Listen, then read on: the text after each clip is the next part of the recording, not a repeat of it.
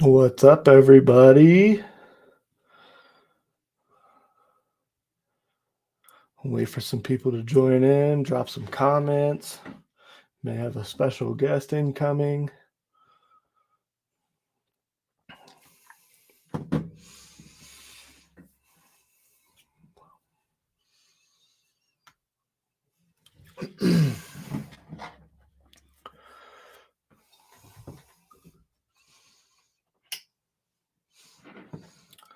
Shout out to the three viewers. What's up, Claude? Good evening, Joshua. I think I pronounced that right. Claude, hey, how you doing? Like I said, guys, we have. Oh, look at my boy Marcos. That's my guy. He's been ride or die since day one. We're oh, look at that. Look at that. Once you're ready, brother, give me the thumbs up down there. Let's see. Can you hear me? Yeah, I got you, brother. Can you hear me good? Yeah. All right, good. Everybody, we got former Steelers receiver DeMarcus Ayers on the show with us. Anybody has any questions for him, we got him for about the next 10, 15 minutes. So don't be afraid to ask him questions. And he's a current coach, I believe, at North Texas, correct? Yes, sir. Yep, there we go. Yes, sir. Yeah, he was at Indiana last year. Now he's with North Texas in the coaching game.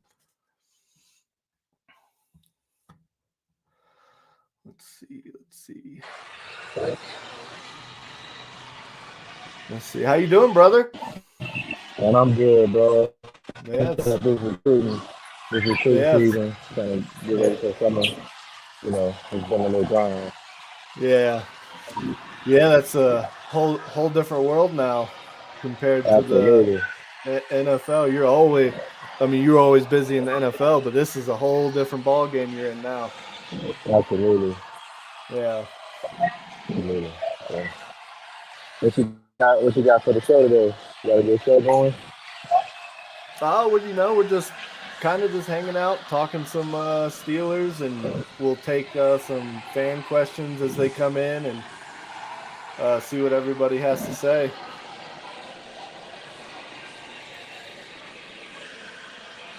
Can you hear me?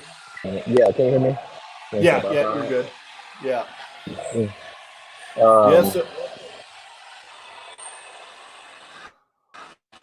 I was talking about the draft though. Like I thought the Phillies did a good job. You know, with the draft picks, definitely got better in a lot of different areas.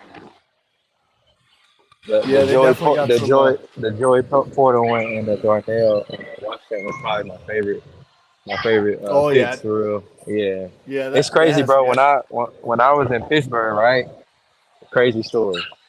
So when I was in Pittsburgh as a rookie, right? Dino and JP Junior, they were like in like middle school probably. Yeah. They used to come to practice and like do one on ones and like be in the position drills with me, AD, Whedon and all those guys. So it's like it's super crazy, bro, just to see like the progress of like. I want to say he may have even been playing like linebacker at the time. Like he wasn't even a QB. Like obviously always played wide receiver. So, Yeah. but it's just cool. It's just cool to just see those like two kids like be able to the growth. Like Dino's making music, his brother's making music and stuff like that now. And like, he's all in Boston College and went to Maryland. Like it's just crazy. Like those, I just never would have thought like those two kids would be where they are right now. But just credit to Mike Tomlin what he's done and for the team, all the hard work and investment they've made into the children. Man. But it's crazy. I know they're super excited for him, but I know that got to be a blessing to get drafted to the same thing your dad played for, coach for. Um, it's got to be a special moment for that family. So Yeah. No, that's crazy. what everybody was looking forward to that draft call video. Yeah. And That what's was. crazy, I'm sitting on my couch. I'm like, he didn't go to like Washington. I'm like, he's going to the Steelers at 17. He has to go to the Steelers at 17. There's no way Mike Tomlin's gonna pass on at 17. And when he didn't get drafted at 17, I low key was heartbroken. I was like, no, Mike. If anybody's gonna draft him at that pick, it's gonna be Mike T. And I just knew it. But then when they had the first pick and he didn't go first round, I was like, they gotta go him right here. Like they have to. And so it was just, man, it was surreal to see that. And then obviously I played against him this past year being in Indiana. And that was one of the games I was looking forward to. Because my receiving core, I thought, it was going to be a big challenge for us to just play against a, really good defense and obviously I thought it was a first round talent corner. Just on the measuring stick, just seeing where we were and I look forward to that game. And obviously our best receiver got hurt. Like I want to say we could put this over the game. But just to see him out there, just to see like, kid, and I was like, that was at my fingertips. I got to see and watch Joe like every single day, and then just to see where he is now, it's just wild. And then like the moment that he shared with his dad, like and like just like I wish every freaking parent that ever coached in the NFL got to witness their kid being able to just to get drafted, but for his dad to be able to tell him like, more fuel to the fire, of not being able to get drafted in the first round. That was just a surreal moment, man. I think like as a parent, that's what you dream for. Yeah, you could just see the look on Peasy Senior's face, how happy and excited he was. He said nobody in that organization was letting anything out. And then we actually we have two questions for you down here. One's from my boy Marcos. He said, "So DeMarcus, when you were drafted, who called you, Tomlin or Colbert?" When I got drafted, both honestly. I want to say Tomlin may have called me.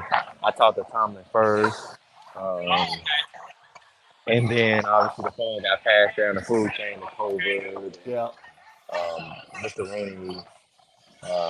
Super surreal moment though, man. Like, it really don't hit you until like for me, it like I didn't realize I was in the NFL until like probably I played my first game. And, like getting that call, like and understanding that obviously I thought I was gonna be borderline day two, early day three, and just all the highs and lows of people texting me throughout the draft saying, "Hey, we really want to take you in this round. We got to see, where our boards are going to be." And then obviously falling all the way to the seventh round. And to be honest with you, the Steelers were like one of the few teams I had talked to the least throughout the whole process. And so like I had no idea that I was like that was even a thing.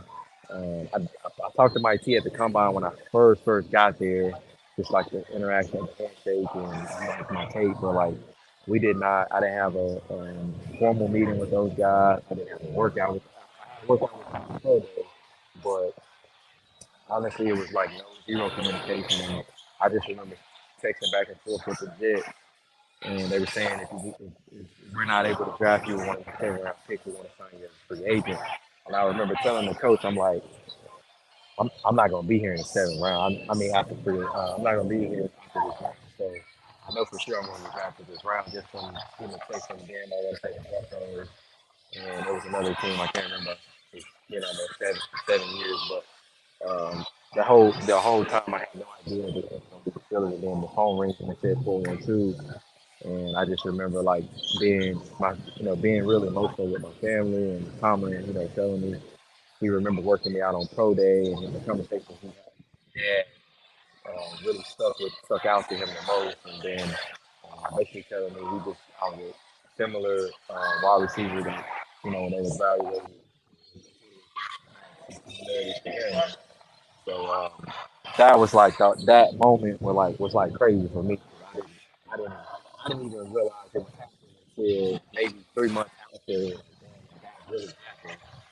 You know, that was kind of like my phone call experience. And welcome to the NFL. yeah, I'm sure it's just like a kind of a blackout moment. Like it's just it all hits you at once, and trying to figure out like this is actually happening. Yeah. And then we got another question for you right here from Calvin Pittman. He said, "What's your prediction for this year considering our draft?" He said, "None of the commentators are really giving us a chance." Uh, I, I definitely I don't know if I have like an exact prediction like of like record wise because I had pulled the schedule just came out yesterday and I've been working Yeah. like crazy so I hadn't really had a chance to dissect the schedule. Um, but just looking at what you guys done in the draft, I was really pleased with. Obviously, like say Darnell addressing the cornerback situation, drafting the O lineman out of Georgia, I believe. Um, um, and then this off-season move. I think you guys definitely put yourself in a position to do better than last year. But then it's always crazy too because like the Big Leagues got better, the Big Leagues got better. They got a better receiving core. And then I haven't paid attention to much what the Browns have done this offseason. Um, as much as I did last offseason, I felt like they put the right pieces around Deshaun to be successful, but obviously he had the crazy thing going on. And so it's going to be a very competitive division like it always is. But you can't ever rule out a Mike Tomlin team. You can never rule out the Rooney. I think they've done a fantastic job of promoting. Is it Omar to GM? Is that his name? Yep. Yep. Yeah, Omar. I remember when I think he was a scout when I was there. I still talk to Denzel Omar all the time. He's one of my good friends. And I think, obviously, Mike is gonna always do what he got to do to have his team ready, at least have a chance to have a crack at the playoffs. And so, I think, with Pickett getting there last year and being able to grow, um, that's gonna help you guys tremendously early on in this 2023 season because you got some of that, nervousness out, being able to actually play a game that real life experience. It's different. Preseason is it's preseason. You're not really going against the one all the time. You're not probably not getting a lot of ton of reps with the ones. So I think he'll be a lot better this year. I think they went and got him some help. With Allen Robinson. Um, I think Pickett is not Pickett. I'm sorry.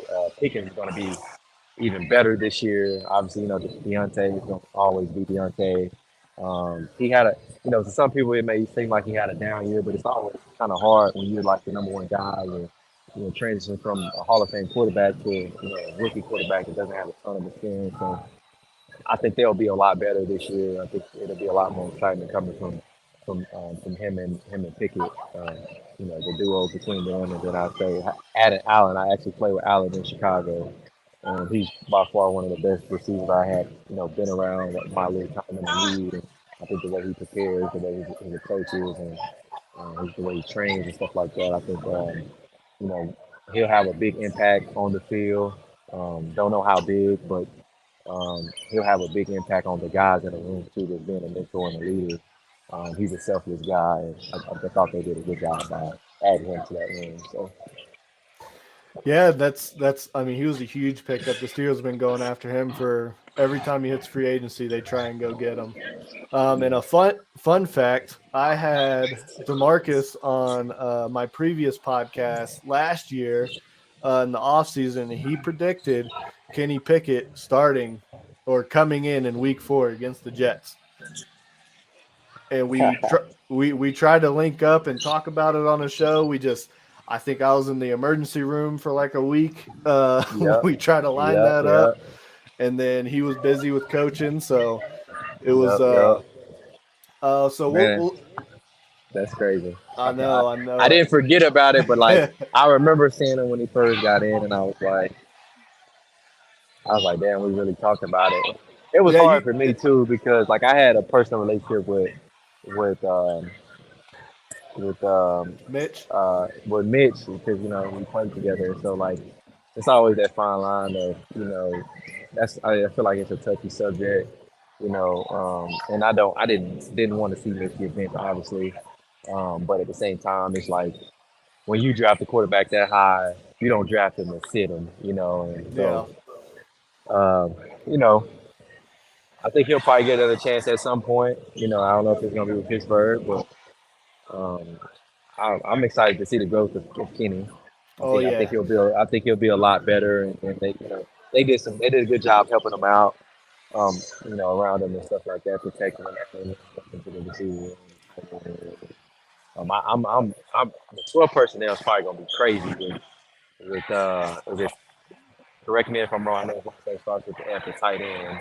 oh Darnell Washington, yeah, yeah, Jordan Washington and the guy that you guys already have. Like that's the 12 personnel is gonna be crazy with those two groups, like I'm sure at the same time. Like, yeah, and then it's gonna. I mean, obviously that helps Najee too, being able to run the ball out of 12 personnel consistently. I think it's gonna help Kenny, have some bigger windows, play action pass game and stuff like that. So um, they'll be better. They'll be better. I have no doubt. yeah.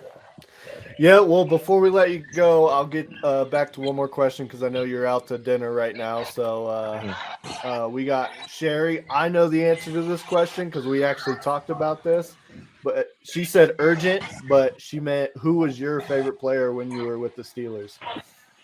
My favorite player, man. I get this question a lot. Um, I play with a bunch of good guys, man. I'm super grateful um, for the Pittsburgh Steelers organization. And to be honest with you, I don't know if I have like one specific guy, but to name a few guys um, that obviously was a big impact, had a big impact on me, the way I approached the game, the way I prepared, the way I worked out, the way I practiced, and guys I want to model, um, my leadership around was obviously the guy that sticks out the top was Ryan Shazier was one of my favorite teammates. Just the way he did everything, the same guy every day, very helpful to others, um, selfless guy, always put the team first. And outside of football, though, just a great individual. He would take me to the Pirates games. I would hang out at his house all the time.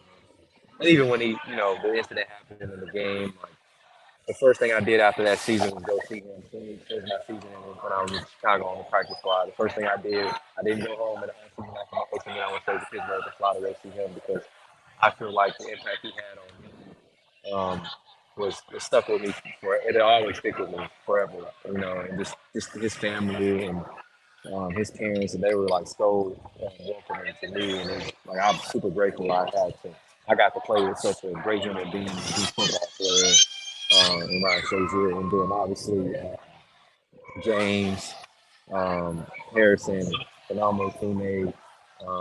AB, I know a lot of people got a lot of stuff to say about AB, but for me personally, just seeing someone be a late round guy that worked as hard as he did, um, the way he prepared, the way he practiced, the way he carried himself while he was in Pittsburgh, I thought it was encouraging to see. It gave me hope. It gave me that extra strength and motivation that I needed every single day. Marcus Wheaton was one of my favorite teammates. Although he was hurt my rookie year, he played a big part in me getting on the 53, just staying in the playbook with me, coming up to the facility at 6 a.m. to kick balls on the jumping screen. Even when I first got drafted and AB was with Dancing with the Stars, like he was one of the person to reach out to me and teach me the plays. And Landry Jones was really good to me. Um, um, Cam Hayward, LT Wall, and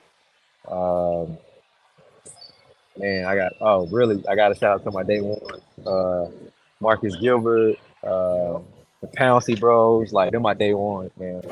Like, those guys, like they played a big part of me getting on the 53, because I would always go and practice. Crazy story. So um, AB didn't have any blocking rules when he was in an X receiver, and so when I would go in, he would need a breather. And this was when I was on the practice squad. I was probably weeks away from getting on the 53. But AB didn't have any blocking rules. They would always just give him a quick screen or tell him to run the cornerback off. Well, when I was in the game at X, and I would take some of his reps and he'd go score a touchdown in practice and have to jog back. And I'm like, okay, I'm gonna go get him. I'm gonna go grab him for five play rack with the ones, and it's all run plays. Well, I would go in there and push crack the safety, and so Marcus Gilbert, Pouncey, Villanueva, DeCastro, like all those guys started like noticing that I was doing that stuff, and they started like, man, keep doing what you're doing. At some point, you're gonna be up here with us. And as a young player, you don't really, they tell you like, okay, stay consistent, be this person every single day, and you'll reap the benefits from being able to join the team on the 53 and get that promotion. But you gotta remember, I seen Kobe Hamilton get promoted. I seen Al Shabazz get promoted. Like all these guys are getting promoted, and I was just like, damn, when is my turn gonna come? And I just stayed grounded. And I kept working. I kept working. I kept working, and it got to a point to where everyone started noticing, that I was working really hard, working towards something, push cracking those safeties, and not having to have those linemen go to the second and third level to do that. And I think that played a big part of the Ty Haley noticing like the growth in me, and I ended up being on the 53 because of those guys. And so those would be the last few guys I shout out. And obviously, I had a ton of teammates. I mean, Ben obviously played a factor. Le'Veon was great to me. But if I had to thank anyone, it'll probably be Ron Shazier and really the O-line. Just, for always keeping me motivated, pushing me.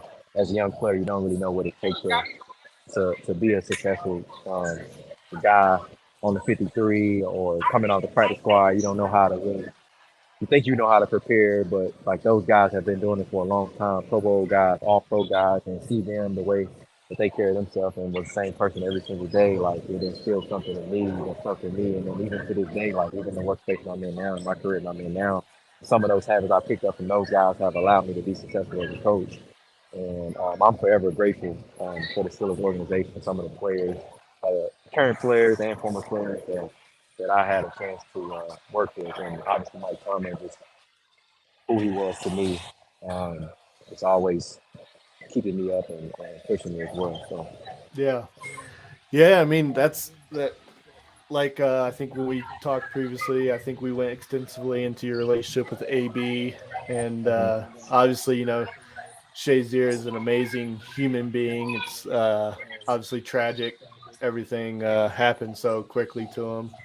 Mhm. But yeah, man. Well, hope to have you on again here soon. I'll Mhm. text you, hit you up Yes, sir. with available dates. I know you get on a busy schedule, recruiting season, and all Yep, that. yep, yep. We'll So connect though, man. yeah, I yeah, always for always a sure. good time. Always a good time connecting with you, bro. I appreciate you for having me Yeah, on. yeah, of course. All right, man. Appreciate All right, you. all right, later, brother. Yep, yep, yep.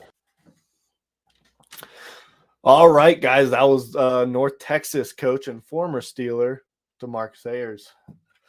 So now, if you guys have any questions for me, the schedule was released yesterday, and as well as the 3 Point Stance podcast episode where we talked about the schedule release and our thoughts, and mine and Derwin's thoughts with everything.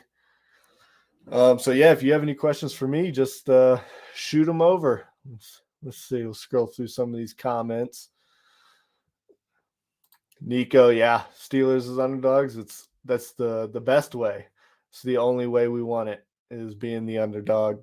That's when we thrive. Brian, welcome back. Yeah, OHIO baby. Let's see. Let's see. Oh, what'd you guys think of having DeMarcus on? And for any of you that remember him, he was I believe he was drafted in 2016. He was with us till I think the beginning of 18. Marcos, what game are we hitting up this year? I'm still talking to my dad and Derwin. We're going to try and select a game this year. I think my dad's potentially talking about the home opener. I'm looking at week 5 or potentially week 8 against the Jags. Week 5's against the Ravens. And obviously, that's a can't miss game. But I'm going to let you know, Marcos. Yeah, Nico, great seeing DeMarcus. Yeah, I remember he was his play style was very similar to AB. He just got kind of the rough end of the stick as far as that goes. We had a very deep wide receiver room. He had talent, but it's great to see him thriving in the coaching world right now. And I'm glad to be able to call him a friend that I can talk to whenever.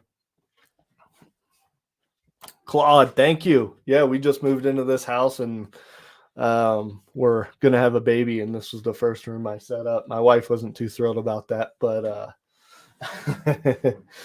but yes, I appreciate it. Yeah, you see, like these hats right here. There's more of them above my head, a lot more.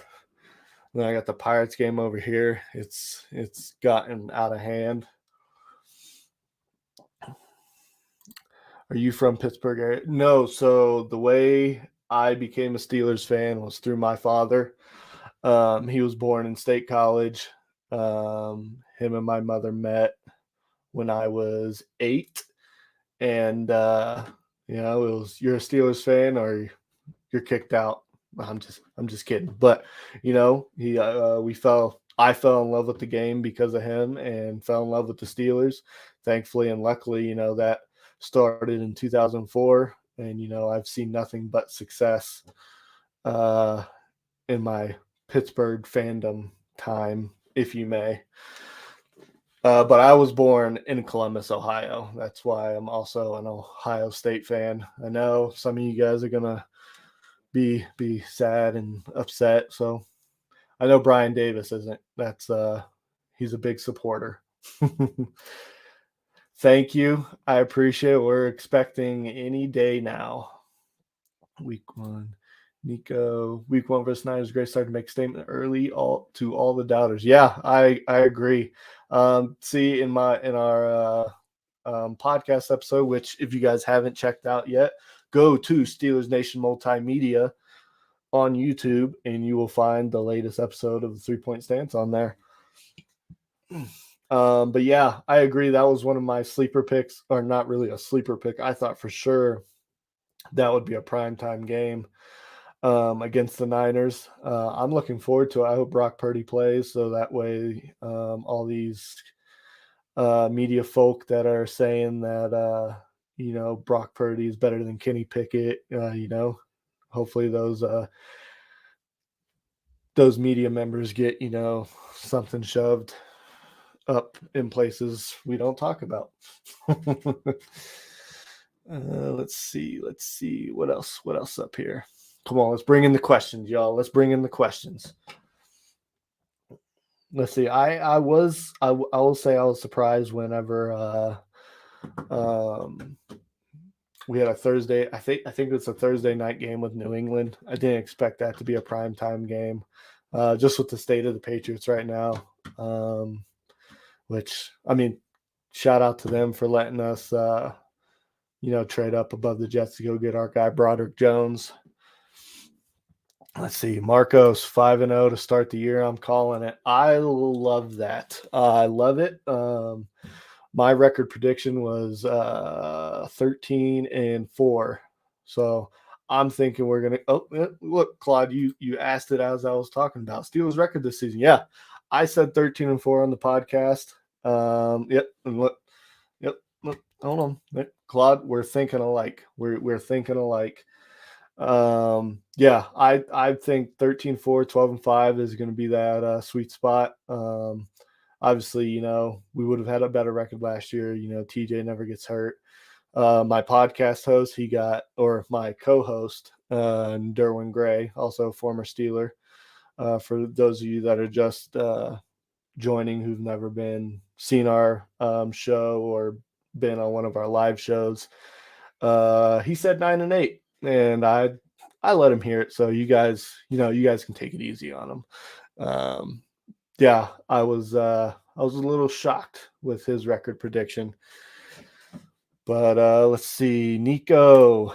Let's see what you got. Najee and Jalen are going to be a crazy 1-2 punch with the picket fence, pound the rock. Yeah, bully ball is fully back.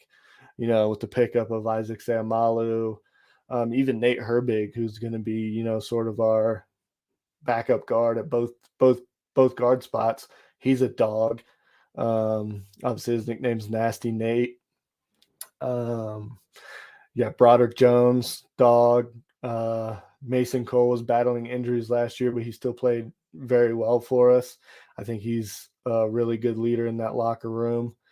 And James Daniels was probably our best lineman last year, which I I was super excited we got him. I was calling for him months before it happened last year. I've always been a fan of his game and his versatility. Then Chooks is he's just been solid. I know some people hate on him and everything like that, but I love Chooks. I know my co-host Derwin loves him as well. They're BFFs. Um, yeah, I'm excited about this offensive line direction it can go. Even if Dan Moore starts the first few weeks of the season, which I think Broderick's gonna beat him out, and it sounds like Omar likes the potential of Dan Moore possibly being at guard. So Broderick might be the day one starter at camp, but we'll see. It's all here and there. And then I mean, we got our sixth offensive lineman, Darnell Washington. Tight end, big guy. He loves blocking. He loves that role. I'm excited for that. I'm excited to see him out in space, just laying out those corners like Mark Emerson, who decided to, for some reason, talk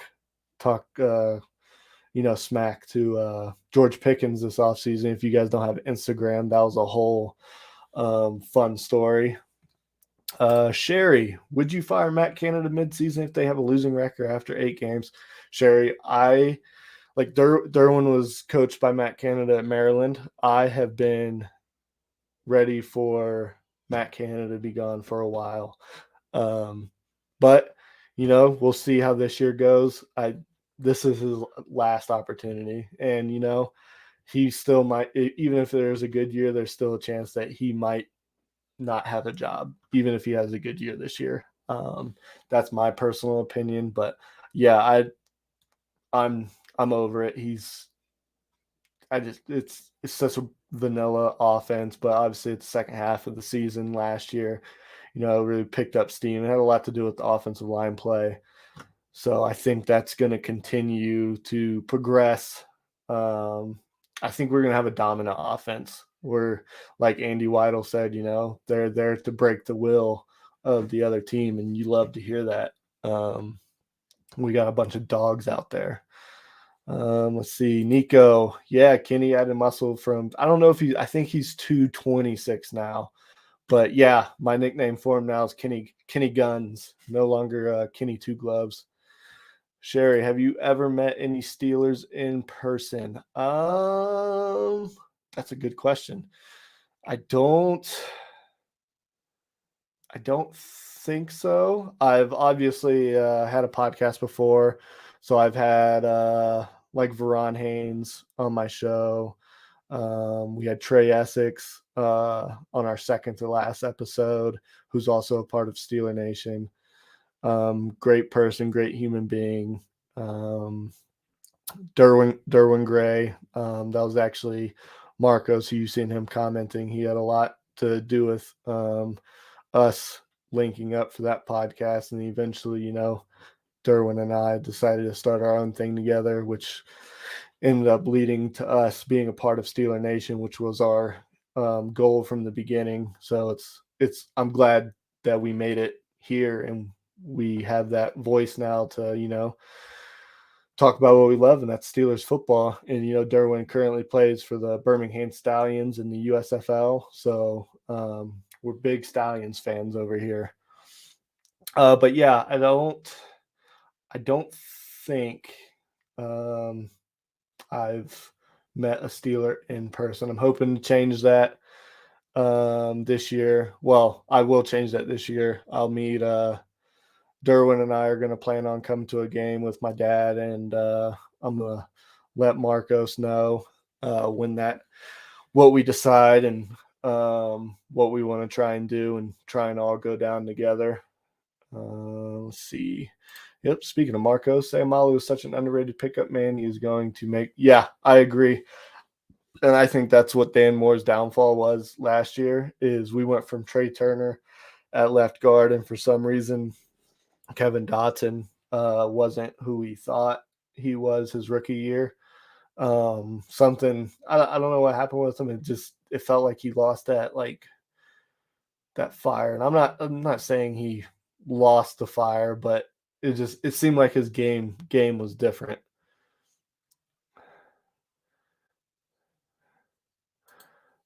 I don't. Is this something in the comments? Yeah, go away. Um, after 3 games, yeah, Canada, yeah. They could fire him today. I'll be happy. Um, Canada has to know to use them. Yeah, 100%.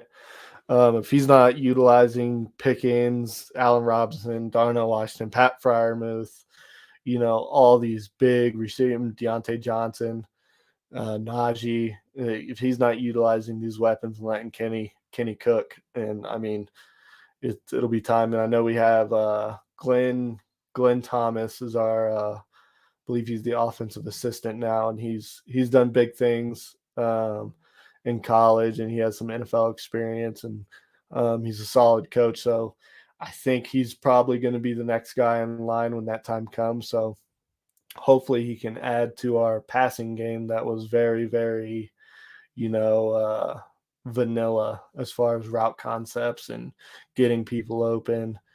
It was more the play designs weren't getting the receivers open. It was just the receivers getting open, or the receivers making ridiculous catches, or Pat making a ridiculous catch. You know, you'd like to see that play design open up your receivers, essentially, and he has no excuse now. I mean, between even there's rumors that we signed Hakeem Butler to the practice or the roster. He was originally announced as a training or a rookie minicamp invite.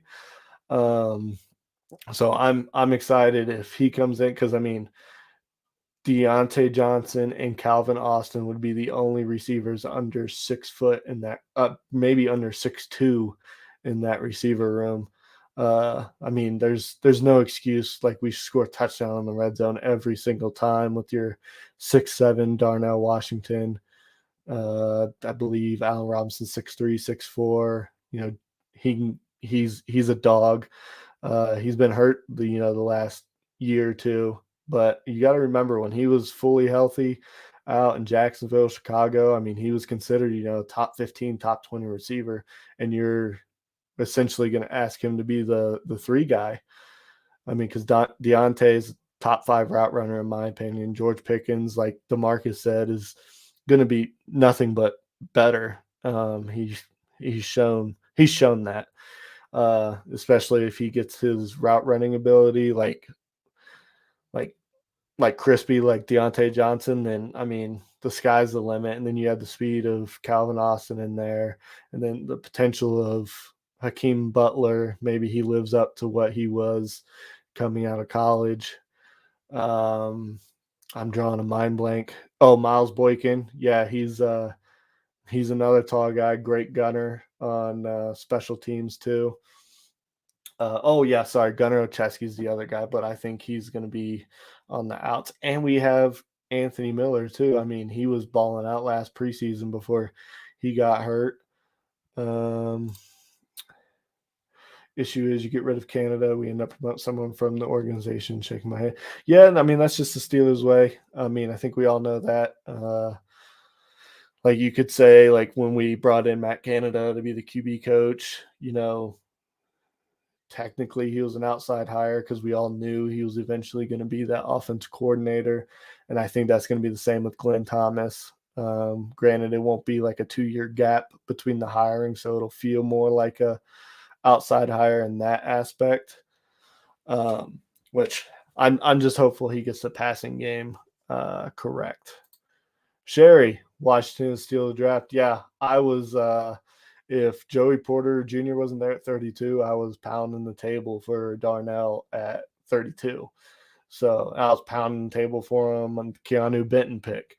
I was pounding the table. No, he was picked after Keanu Benton. So I was excited, and the fact that we were able to trade back from 80 to 93, get that pick we used to get Nick Herbig, who's I think going to be really special for us. Um, I Omar Khan was a masterclass in that draft. He worked the board the way he wanted. The board worked how I think ideally how the Steelers wanted it to. They went traded up for their left tackle. I think if you watched the combine, you knew that they were gonna get Broderick Jones the moment he threw that coach like 5 yards the other way, and he was our coach. So yeah, it was. I was super excited about it. We had a draft episode where we highlighted some players we really liked. Broderick and Darnell Washington were one of those draft profiles we did, and we had a whole draft episode on Joey Porter Jr. So that's how much we loved JPJ and his wingspan, just the physicality he plays with. I love that he's wearing 24. I thought his physicality reminds me of Ike Taylor in the way he played, and to hear that he picked 24 for Ike Taylor. I mean, it's special. He gets it. I mean, obviously he grew up around it. He's I don't know if he's necessarily a sleeper for defensive rookie of the year, but I wouldn't be shocked if it leads in that direction. You know, people can say that he had one interception in his college career, but look how many pass breakups he had. He's always there on the ball. The ball's going to come his way, and he's going to get those interceptions with time. And he gets to learn from Patrick Peterson. And then don't sleep on Corey Trice either. I think he has the potential to be a dog. He's another. I mean, him and Joey are like the same exact size, and a lot of commentators really loved, or media members really loved that pick. He's sort of in Darnell's spot. He fell due to prior injuries and everything like that. So they said he could have gone in the 4th round potentially, and then he went in the 7th. So thankfully for us, hopefully he can be, maybe after all these years of drafting corners terribly, maybe this is a year we get 2 of them in one draft. Yeah, Claude. Yep, love what Omar's done so far. Yeah, I think everybody can agree to that. If you don't love what he's done, I mean, I don't know what you're watching. I've heard the Steelers have the youngest offense in the league. Yes, I believe last year they were like the 4th youngest offense, but I think now, with the additions we've made and everything like that, Allen Robinson obviously brings that age up a little bit. I mean, he's the oldest. No, Isaac too. He's 30. I think he's 30. I know Allen Robinson's 30. So I know we do, in fact, have one of the youngest offenses in the league, if not the youngest. I'm excited to see what Kenny can do. He's a gamer, and he's a baller. If you haven't seen the Steel Here podcast with Kevin Adams and Jersey Jerry, I recommend watching it, because they have a YouTube short out there where they had dinner with Kenny Pickett, and I think this is pretty well known now. But Kevin asked him the question: is Kenny going to go watch the Super Bowl, like go to the Super Bowl and watch it? And his answer was, no, the only time I'm going to the Super Bowl is when we play in it. So, I mean, if that doesn't get you fired up, I don't know what will. He's a true leader. He's a dog. He wants it. He's always working. I think we're going to be on to something special this year. I'm excited to see the physicality back on both sides of the ball. The middle linebackers we brought in, Cole Holcomb, Elandon Roberts, and obviously everybody knows how hard Mark Robinson hits. Those are all thumpers. They love to hit. And Keanu Benton, hopefully he can hold down that nose tackle spot. And then we also got Braden Fihoko. I think I said it right, but he's also a dog too. So if you get, like, that's what was so bad with Devin Bush and Miles Jack last year, was the inconsistency at nose tackle, because your nose tackle is what's going to free up those middle linebackers in the 3-4 scheme. So I think with the rotation between those two, and Benton and Fihoko, it's going to potentially be really special for those middle linebackers and Holcomb and Roberts that we brought in. Um, yeah, and then don't forget we got the Marvin Lee. Oh, we have our rotation at every position is pretty solid, and I'm excited to hopefully see Mark Robinson kind of take that Robert Spillane role, be that third linebacker, because I think we all know in that Ravens game he was a big part of that defensive game plan and stopping the run, and he played phenomenal.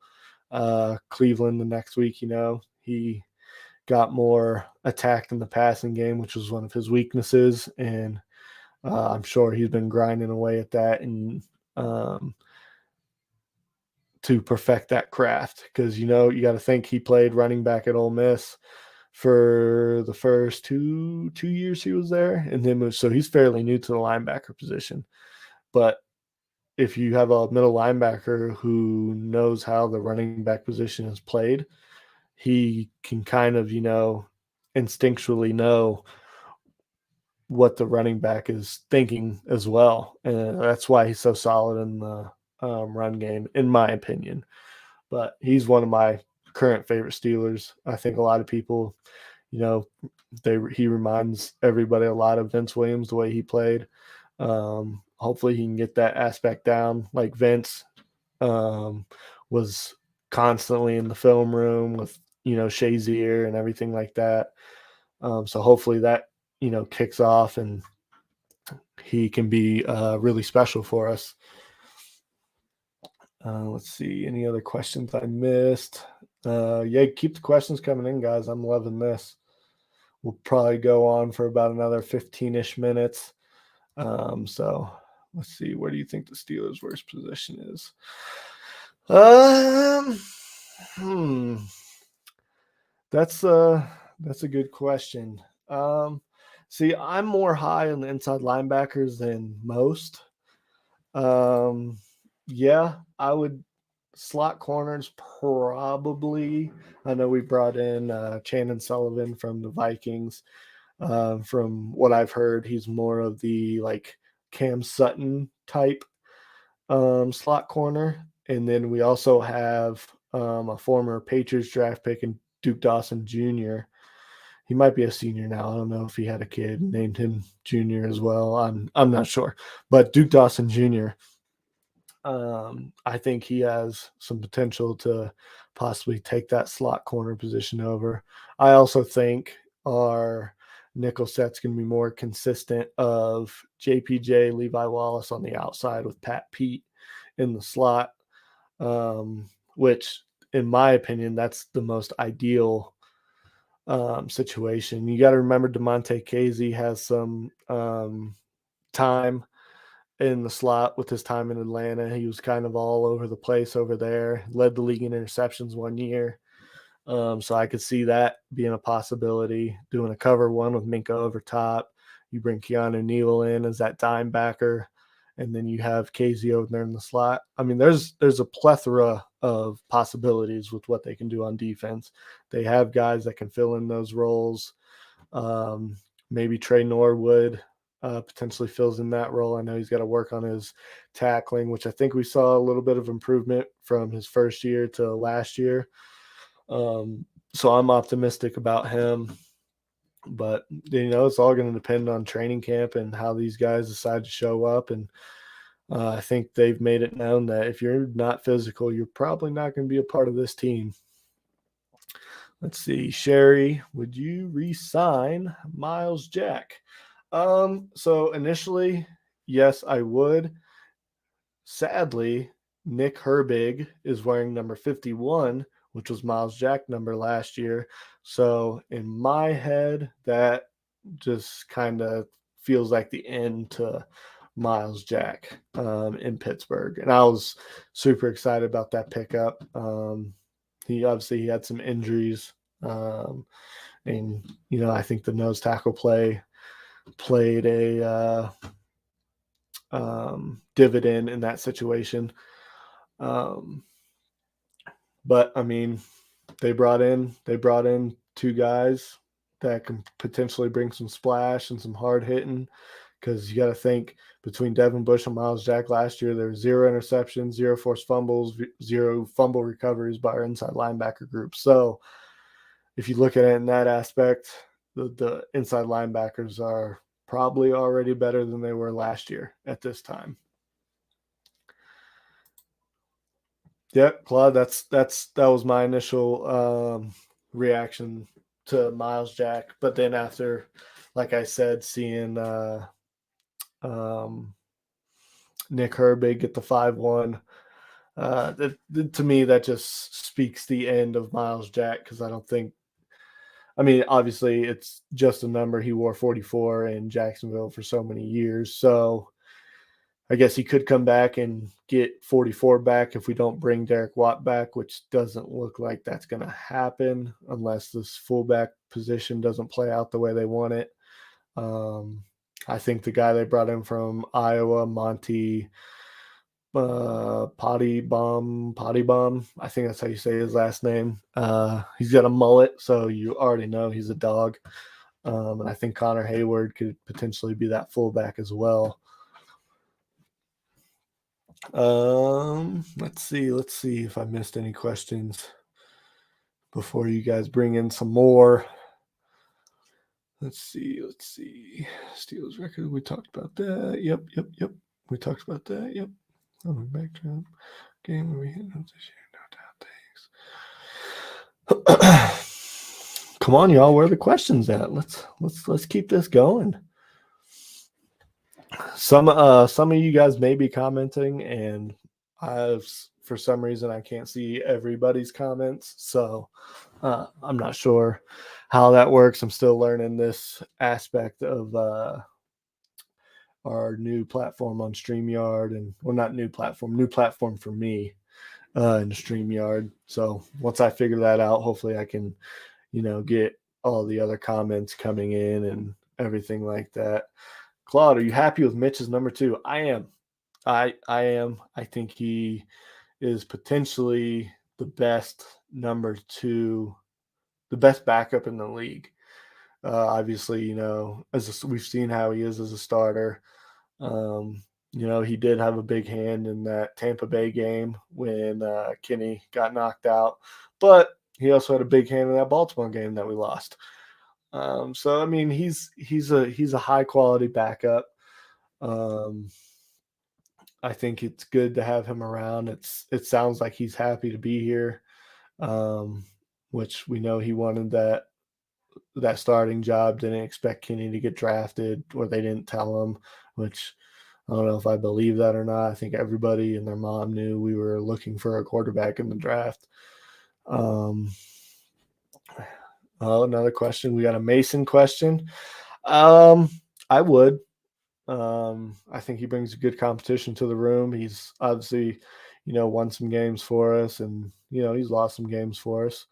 I don't think his interest is there to try and come back.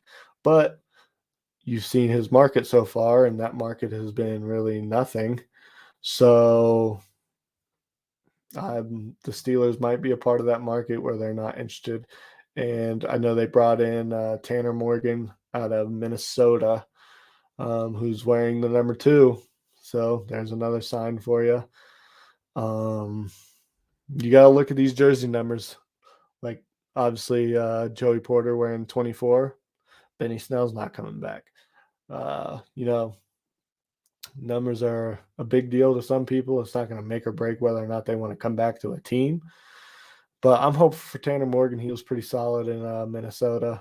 I know they had one of the rookie minicamp invites was Hunter Johnson, and he was a top quarterback in his recruiting class, and just he was at Clemson, and then Trevor Lawrence happened the next year. He went to Northwestern, and then I can't remember where I think he went back to Clemson last year, actually.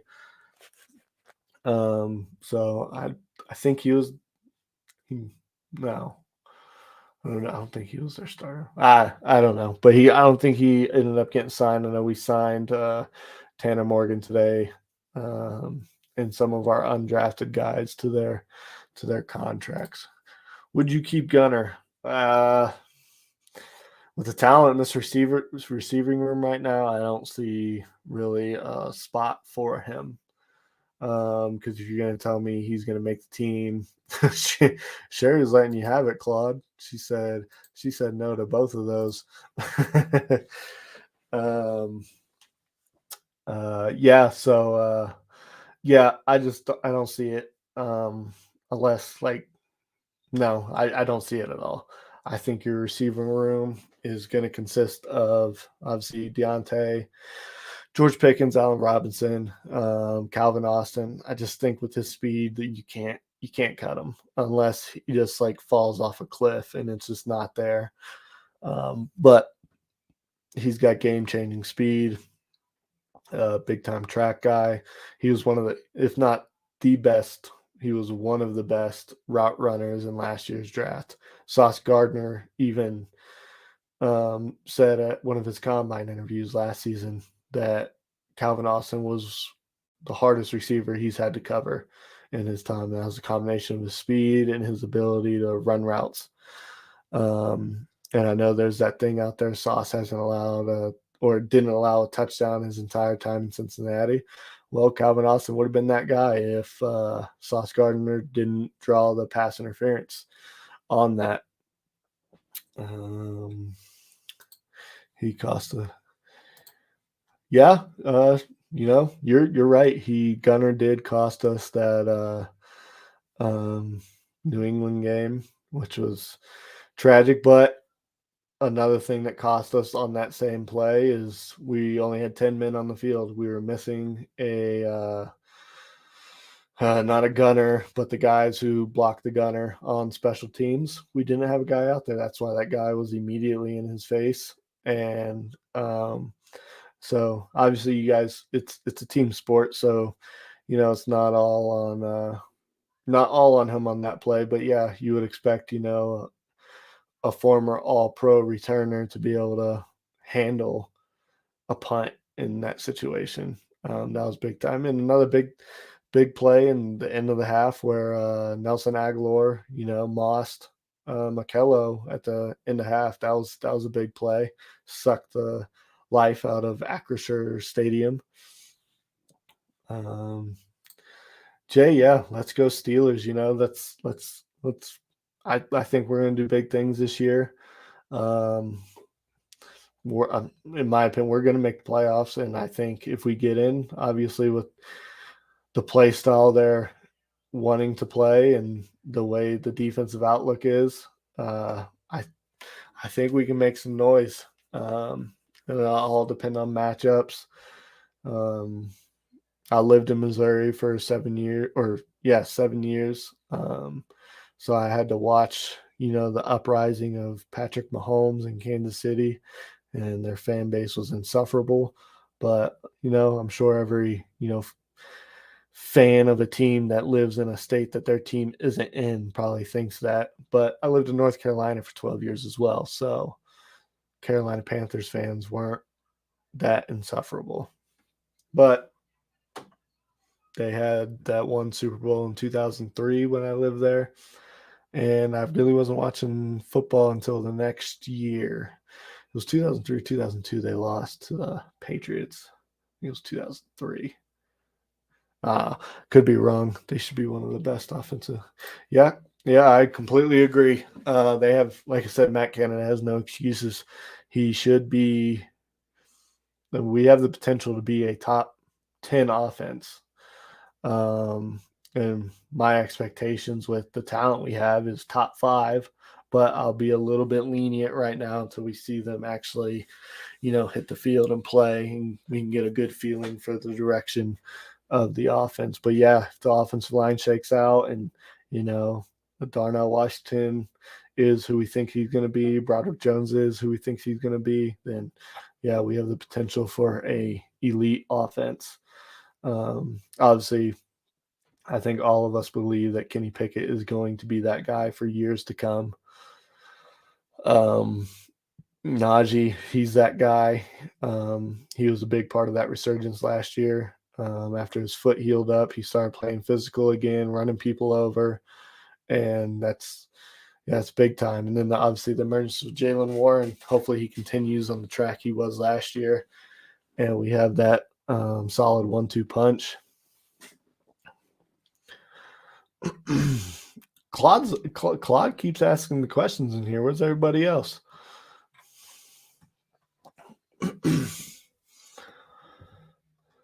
Let's see. For those of you that are in here when DeMarcus was, what do you guys think of DeMarcus? He's very in depth with his answers, which for me I love. Makes it easier for me because I don't have to dig and try and get answers out of him. He's a great person, great human. I'm glad to be able to call him a friend. Yep, I love Tomlin as a coach. I think he has his hiccups like every coach does, but I mean you see the guys battle for him. I mean, look, I mean, last year's a perfect example. We had a rookie quarterback. We were 2-6 at the bye, and then we finished off the season 7-2. Granted, we were 2-6 at the bye because T.J. Watt was unavailable for that entire time, and we all know our record when it comes to T.J. Watt not being in the game. So yeah, I love him as a coach. It's crazy. He looks like he could still coach for, another 15 years, which I'm not going to say that's not a possibility. Especially if I think, hopefully we can get another Super Bowl here in the next year or two, because we need it. We need it. I started watching, and NFL Network had the Steelers Packers Super Bowl on. That was the first time I watched any of it since, we lost that day. And that was another game we should have won. We won't speak of the running back who let that game go, but he'll get sensitive and come on here and probably say mean things to me. And I'm a sensitive person. Look at that. You guys are getting along. Sherry said, yes. Look at that. Look at that, guys. They went from no to look at that. That's just great. We love to see that. We love it. We absolutely love it.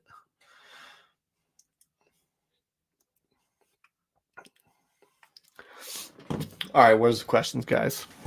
Claude keeps asking the questions. I know there's viewers in here. Where are you guys at?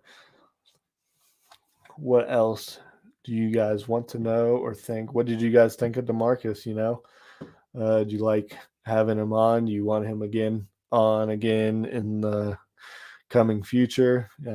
Working in the background, trying to get other things in place, try and get other people on for live shows and 3-point stance episodes.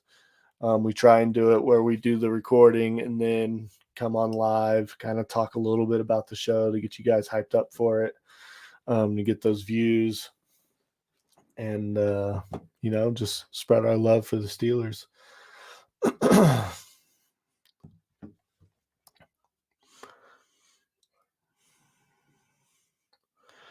Let's see.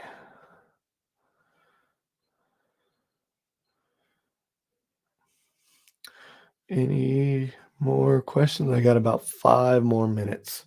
He was definitely interesting. Yeah, he's like I say, he's a great human being. He was in my opinion, I was a huge fan of him when he was on the team. Like I said, it was just a deep receiver room at the time. He's very in depth with how he goes about things, and that's, like I said, that's awesome. And said I'm glad that I'm able to text a guy like that and talk to him about life or anything like that, or what he's going through. Like he was at Indiana last year, and then he got a better job at North Texas University to coach. So he's in the midst of his recruiting season, going here and there. So it's, as for him being a coach, it's hard to get him on every once in a while. But yeah, he was easy to reach out to and easy to talk to. Do they keep Zach Gentry? With the way they're using him right now on the Steelers.com and the videos, and because I think it's a great possibility that they keep him and they they keep four tight ends essentially, with Connor Hayward being listed as a tight end, even though he's sort of that do it all guy, just football player, like I've said in previous shows and episodes, and even his mom said it on a show that I had a little bit after he was drafted last year. He's just a football player, man, and I think that's what's gonna open up Zach Gentry staying on the team. And you love having another 6'7" tight end in that room. And we like the chemistry that they have with Connor Hayward and Kenny Pickett. They hit it off right away. I think at this point right now, my gut is saying that he stays, and the tight end room consists of Pat, Connor, Darnell, and Zach. Hopefully, those tight end screens are going more towards Darnell with his 4.6 40 and his speed. It'll take him a little bit to build up that speed, but I like the potential of that.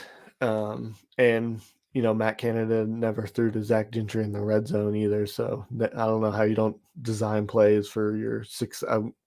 Gentry might be 6'8". He's 6'7" or 6'8". I think he's 6'8". How you don't draw up plays for that tall of a man in the red zone is beyond me. But I'm just a fan, and he's an NFL offensive coordinator somehow. But yeah, I'll take two more questions, and then that will be. Well, actually, let's see. I can get us somebody on. Let me see. And, let me see. We'll get one of our other podcast hosts, Mackenzie, on here. We'll talk for a few minutes.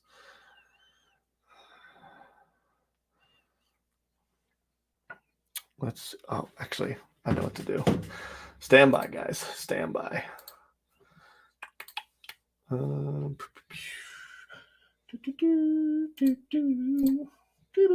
Keep the questions coming in while I get her an invite.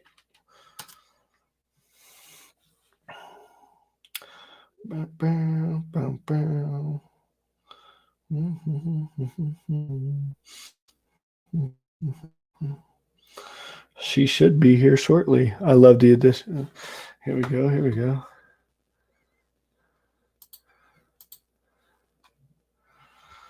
I love the addition of Allen Robinson, which should help in the red zone. Yeah, I completely agree.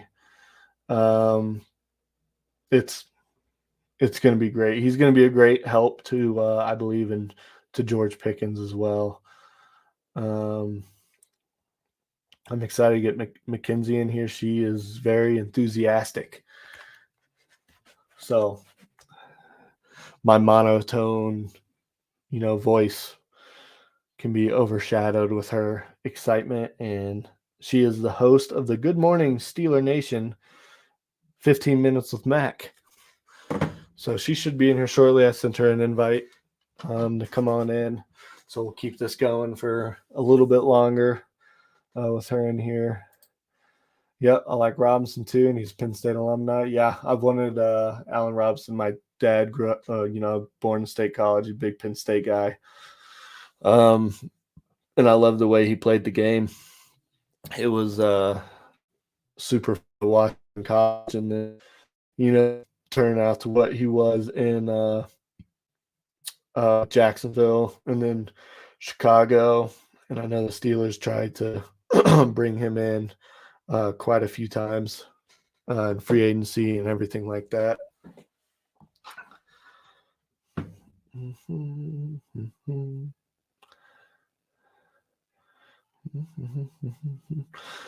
See if I can get. Let me see if I can get my co-host on as well.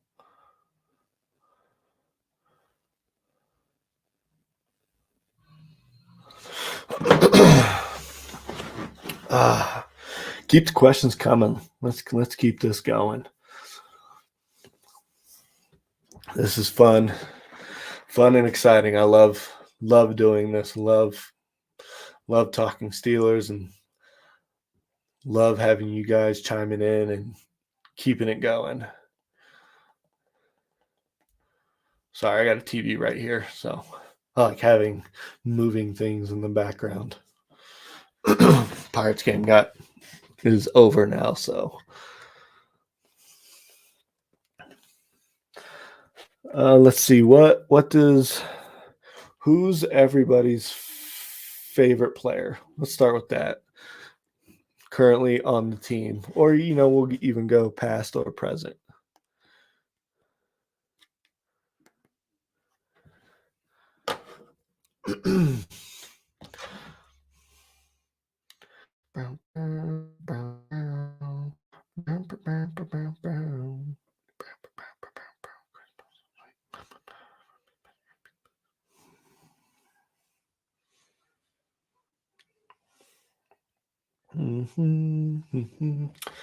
The comments are dying down. Where are you guys at? Oh, we got another comment. Debo, yep. There we go. Yep, Debo. How can you not love the way he played the game? His demeanor. I mean, everything about it. You got Troy. Yeah, everybody. We all love Troy. It took us a while to find, that guy in that safety room, but thankfully the Dolphins were so willing to trade us Minka back then. We got Hines Ward. Yep, Hines Ward, all-time favorite guy. I think everybody can say that's probably why we fell in love with Juju. Because, their play styles were pretty identical in my opinion. The physicality part of it, the way you could rely on Juju is the same way we could rely on Hines Ward. Hines Ward should be, in my opinion, is going to be a Hall of Famer. I think it's just a matter of time before that happens, and I hope it happens soon. I really do. We got Steelers Nation Australia in here. I love it. Let's see.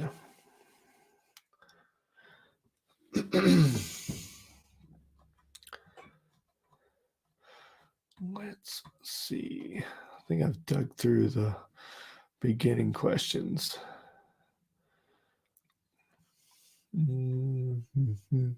Okay, I didn't see this. Nico, you're from Maui, Hawaii. I have a few people I work with that were from Hawaii. I'm not sure which part of Hawaii, but my fire chief, he is as well. We have people saying hi to each other. We love it. We love seeing Steeler Nation get along. Everybody.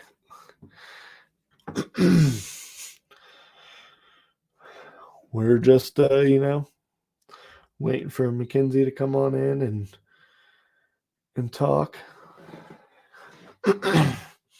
What, let's see, Steeler Nation's Australia. What part of Australia do you live in? I don't know what parts are, other than I'm not too familiar with the livable parts in Australia because I know there's a lot of dangerous animals out there. Mr. Daniel. I think we all are, we day. I hate seeing the way they are now. I mean, good for them, I guess, but they'll always be the Bengals that I grew up watching, in my opinion. That's a good question too. I was looking for who Daniel was as well. I don't see Daniel's name in here. Maybe he's not popping up in my um, comment section over here. 2 hours north of Sydney. Okay. I've always wanted to visit Australia. Seems like a great place to be, other than all the animals and all the like. If it's not Florida, it's something crazy going on in Australia with an animal.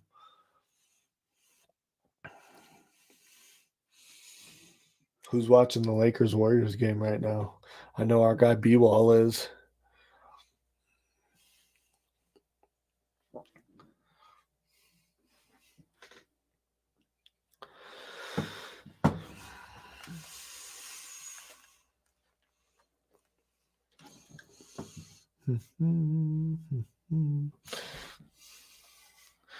The questions are slowing down.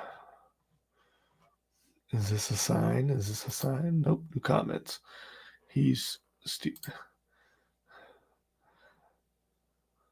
But even Steelers Nation Australia said, "Who's Daniel?" He said, "Put down the sauce, Claude. Put down the sauce." Probably gonna go for another 15.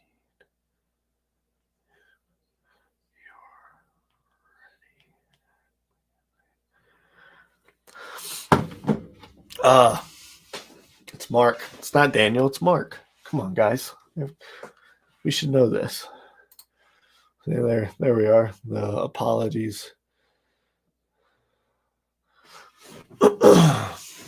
What else you guys want to talk about? You want to talk about the potential punter competition, the potential kicker competition, which probably won't be a competition, but you never know. You never know. What else? Daniel is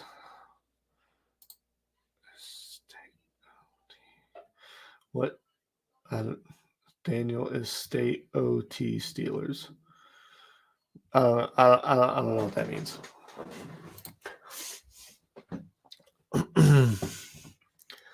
Let's see.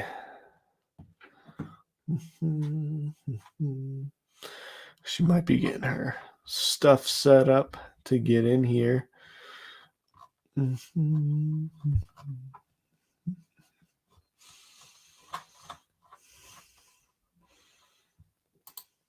Oh yeah, that I think that's a possibility. He had a good year last year. I think he still obviously needs to work on the consistency. But they're bringing in quality guys to compete with him, so maybe that will bring it out of him. Like I said, I was a big fan of the Harvin pick. Loved him. I just love that he's just so like gigantic for a punter. But if you're not performing on the field, which he did last year, in my opinion, but we'll see if he can continue it and then continue to get better and better at that consistency aspect of it.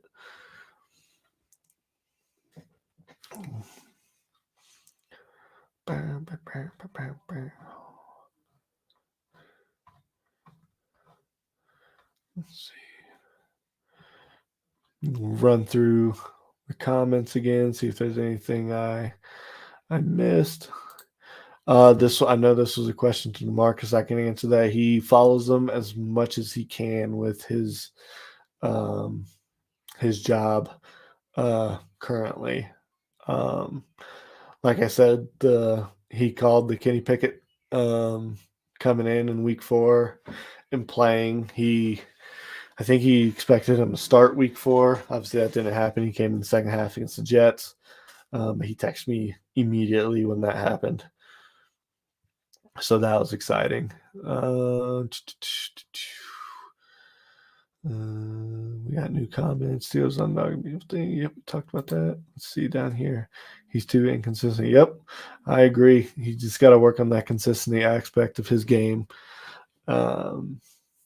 That's really it. If he can get the consistency down, he can be a big time punter for, the next 5-10 years. Go back. Yep, I answered that. We're still scrolling. We're scrolling through the comments. Let's see.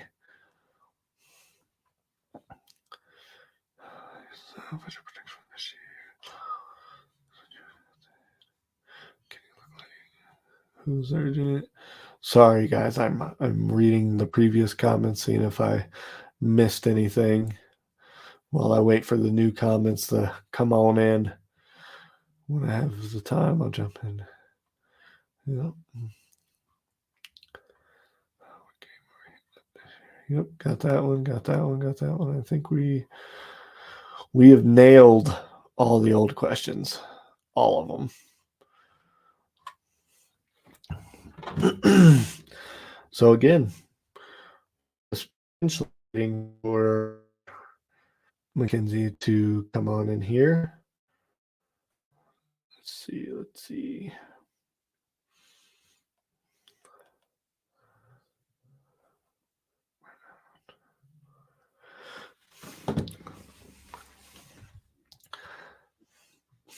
Claude, you've been our best question asker, so let's keep them going. We got some more viewers coming in too, rolling in.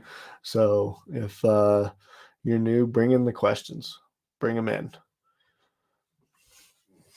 I want to answer anything and everything. You can even ask me about Derwin. I'll give you answers about him.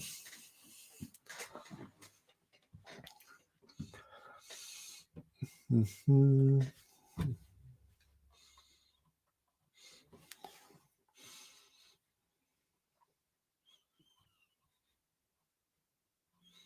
I'll actually go back to this one from Claude.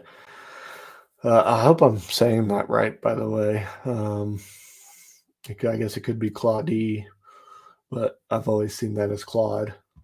Yeah, the red zone, there's no excuses in the red zone anymore. I don't see how you can't be successful with the size we have for the red zone offense now. Let's see.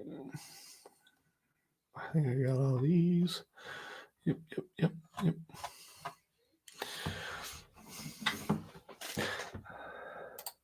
Yeah, Calvin Austin. Yeah, I think it's going to like one of our social media managers or our head social media manager, Brandon Wallace.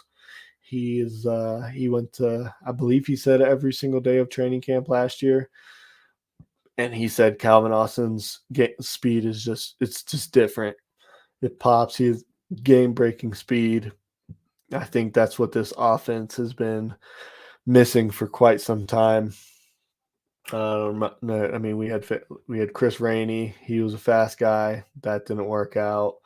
Dree Archer, I think at one point held the fastest 40 time or one of the fastest 40 times in combine history. Obviously, he didn't pan out. And then as far as Martavis Bryant was fast, he was a freak. Sad that didn't work out. Other speed guys since then, I don't like true game breaking speed like that. We haven't had consistently.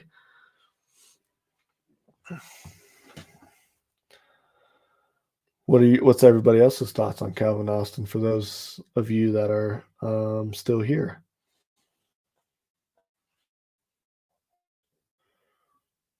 And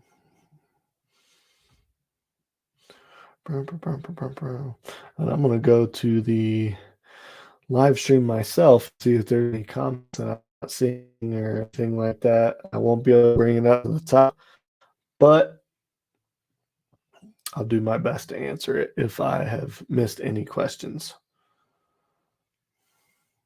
So we got 13 comments on Facebook. I see what the go away was. Charles, if you're still in here. Let's see. Greasing. Yeah, we got all those on Facebook. See if there's anything in the live chat and Twitter. Those are the ones we really can't see. Uh,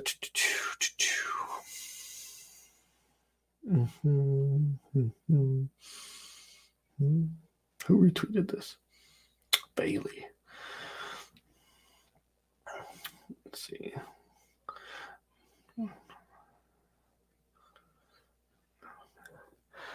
Any? Nope, we're still sitting at the same question.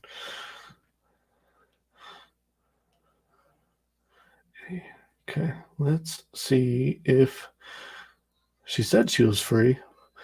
How many Steelers games do you go to every year? So sadly, Sherry, I live in Colorado. Um, it's hard to get to games. Luckily, I lived in Missouri for a while, and we played the Chiefs in Kansas City quite often then. But as far as games in Pittsburgh, I haven't been to a game in Pittsburgh since we lost to the Jets. Brad Smith took the opening kickoff back, and Matt Spaeth dropped a game-winning touchdown. And I believe that was the year we went to the Super Bowl and lost to the Packers. So it's been some time since I've been to a game in Pittsburgh, but I'm changing that this year. Myself and Derwin are working on figuring out what game we want to go to and go to the Terrible Tailgate. And if you haven't been to a Terrible Tailgate, you need to go. What are you doing? That's the best tailgate in the NFL, bar none. It's ran by Kevin Adams, and we as Steeler Nation are help sponsor his tailgate, and he is a part of us. And it's a great friend to have. I met him at our last playoff win in Kansas City, actually, right before the Terrible Tailgate started. So if you haven't been to a Terrible Tailgate, you need to get to one.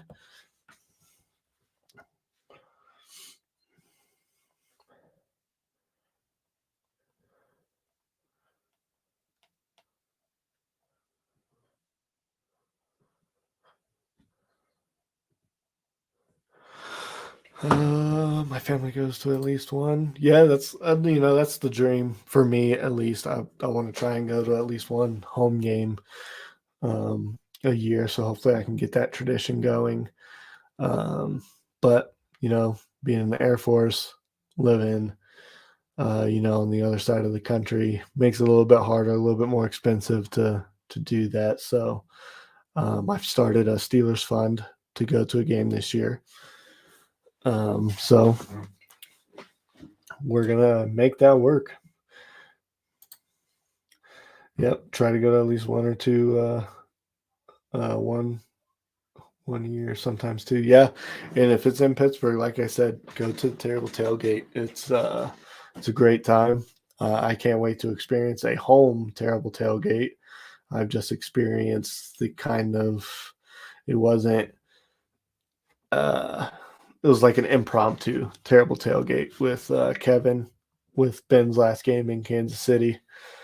I was boo-hooing at the end of that game. But Ben was, I think, like a lot of us, he was a lot of our idols and stuff like that. Grew up watching him. He was one of the reasons I fell in love with the game. Claude's watching the Lakers game. Yeah, I got it on right here. Yeah, I'm hoping the Lakers put it away. I guess I'm just tired of Golden State.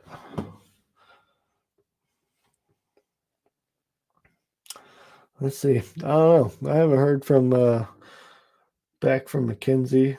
She said she was free. Maybe she got caught up doing something. So I'll probably wrap things up here. If you guys have any last minute questions you want to shoot by before we log off, then shoot them over. I'll give it another 2 minutes for any questions, comments, concerns, dislikes. Do you like the 3-Point Stance podcast? Have you watched an episode of the 3-Point Stance podcast? If you haven't, I highly recommend you do. You just get to hear more of me. Yeah, I got it on mute. It's right here on my on my TV on the wall. Oh, we got a heart. We got a heart in here. Who's this heart? I can see the reactions. Cool. We got 2 hearts from nice. No, we got 1 heart from Kim Van Pelt. Thanks, Kim.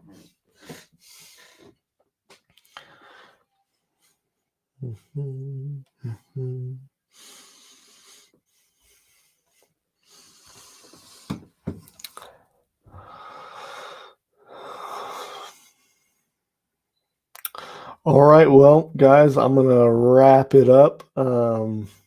This was fun. It always is. Again, go to the Steelers Nation multimedia page on YouTube. Check out episodes of the 3 Point Stance. We'll be back again next week. As I say, usually my co-host is with me. He got wrapped up with some Birmingham Stallion stuff today, so I went solo and got DeMarcus on here with us to chat for a few minutes. So that was awesome of him to do that. So again, and if you have Twitter, go follow me at Kaleb DGAF, KALEB DGAF. And yeah, check out 3 Point Stance podcast and let us comment. Let us know what you think we should do better, what you want to see more of, anything like that. But again, love you guys, love the comments. And here we go, Steelers.